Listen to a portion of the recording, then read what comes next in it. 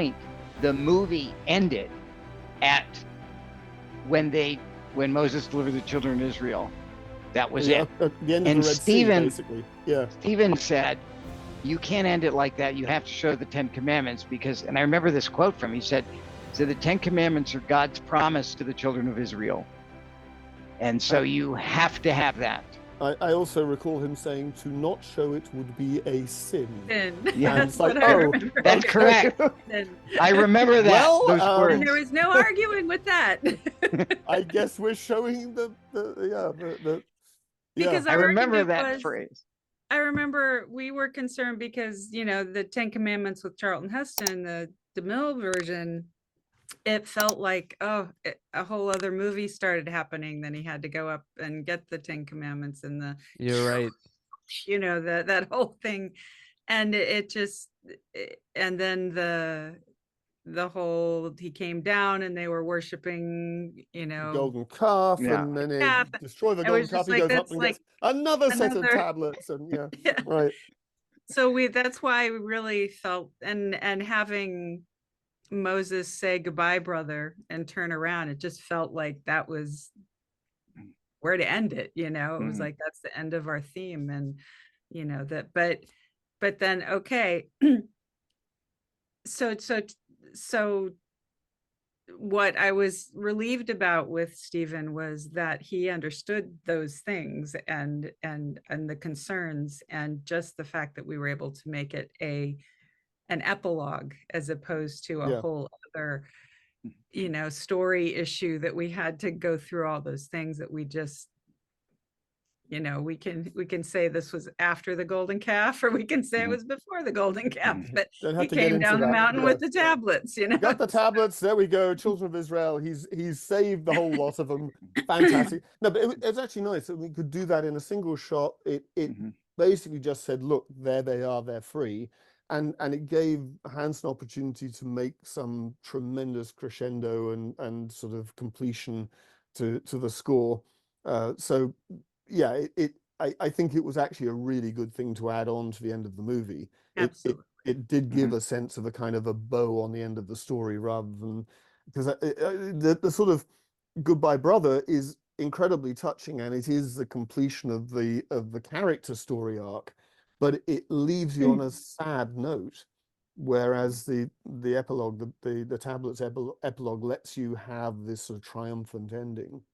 And in fact, you know, structurally, if I look back at it now, those are great bookends that deliver us to the 10 Commandments. That's the whole story. And to have not done that, I think Stephen was right. You need two grand moments. Yeah, I mean, just from a filmmaking point of view, quite apart from the sin aspect of it. Yes.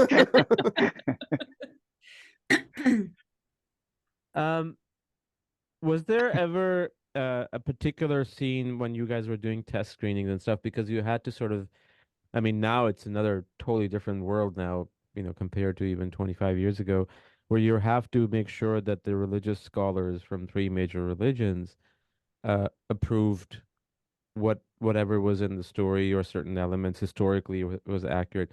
Was there a particular scene where the reaction was not so positive and you guys had to swap things a lot, or change it up, or adjust things, tweak them? I don't think there was ever. Oh, good.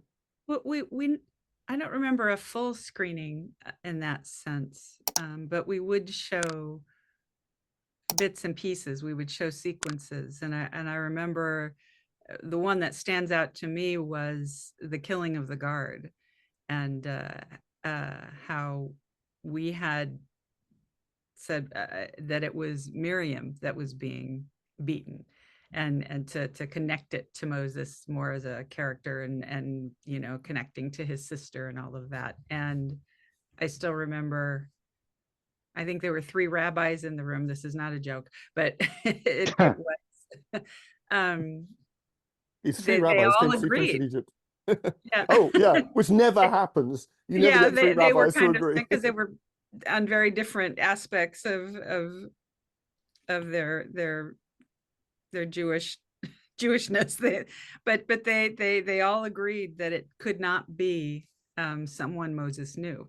It that had it to be had to someone be anonymous. Yeah. it had to be his compassion for a human being, a fellow human being, and not his sister. You know, it had to be for his people, and to his first connection to his people, and why he kills the guard. So But I don't know. That probably wasn't a screening. That was probably when it was still pitching boards, wasn't it? Did we actually have no, that? it was a A screening? it was a story reel. Oh, right. Okay. Sure. Yeah. Yeah. The only screening I remember is sorry, a little personal story. I went with Jeffrey to show the movie to the Inquisition. Quite seriously, the Inquisition has continued. It's become the papal council for communication, but it is literally the same body that was the Papal Inquisition, and they have a chapel that's been converted into a cinema in the Vatican. It's only the Vatican and communist Russia that have turned chapels into cinemas. And so we screened the film for this array of like bishops and archbishops and all this, it's just all purple, and they're all sitting there. And their sounds, they had some bizarre sound, like Dolby has a encoding on the audio, and whatever their system was, our audio was coming over like it was bubbling up through a fish tank. And so we stopped the film and said, look, we're really sorry, we can't show the film like that. And almost to a man, all these bishops said, but we want to know what happens next. Guys, it's in the book. Anyway, but yes, sadly, we did not get to show it to the Pope himself, but yeah, we did take it to the Inquisition. Interesting. Well, nobody I expects the think Inquisition. we had done most of for the religious groups. We had been very and the producers Sandy and Penny were the leaders of that. They went through and kept bringing in religious leaders and to show them bits and pieces to get their feedback before we went to someplace like the Vatican. I mean, that was very much a sort of an end, after final production, after finishing. Yeah. So that we wouldn't make the mistakes like we did with Miriam and the slave being beaten. That was so I don't think we ever got too nailed as far as an official screening. As far as once it was out there and in the world, I'm sure I don't remember because I didn't read reviews. So but yeah, I do remember Jeffrey and Penny Finkelman Cox in particular. They met with hundreds of religious leaders. I mean, it was exhaustive. So there was a tremendous effort to solicit the thoughts and opinions of just a very, very wide range of, going from real fundamentalist stuff to very sort of reform and liberal offshoots of the various religions. So yeah, it was, and I am so grateful that we did not have to do all of that work ourselves, and we just got to make the movie and hear the results of this.